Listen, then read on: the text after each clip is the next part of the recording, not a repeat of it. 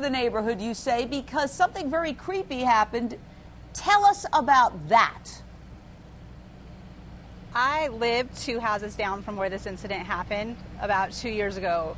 The house I wanted to live and die in.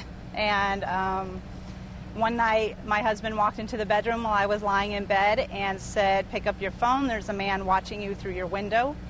We had a tall block wall, and he was in our backyard between a bush and our window. And so we called the police, had to come out, and they were not able to find the suspect.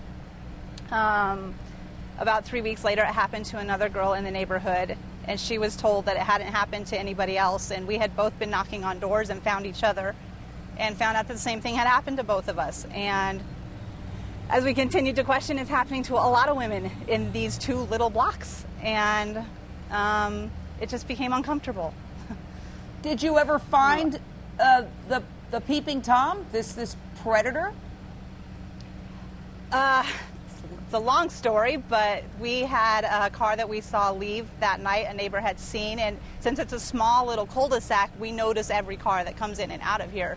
And it was missing a tail light. And about 3 weeks later, I was running down the street here, and a car drove by, and the tail light was out, and it matched the description. So I immediately noticed the man and went and followed him, went to the house where that car was at, and reported it, the license plate number, the description of him, to the police, and we never heard anything again.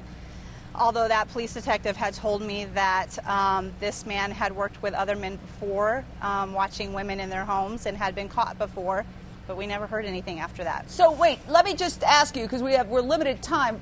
This person is never arrested and charged with the peeping Tom incident on you or the other neighbor?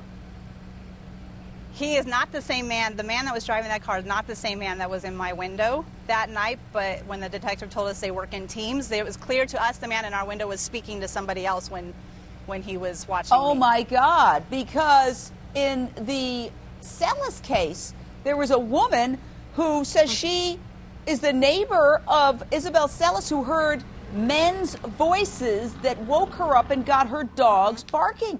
Do you think there is a predator and or teams of predators in this neighborhood? I'm afraid that there is, because as this is coming out, other women in the neighborhood are saying they've had stools under their bathroom window, or seen a man in their bathroom window.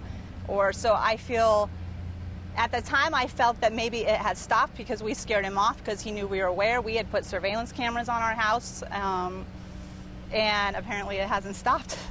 Unbelievable.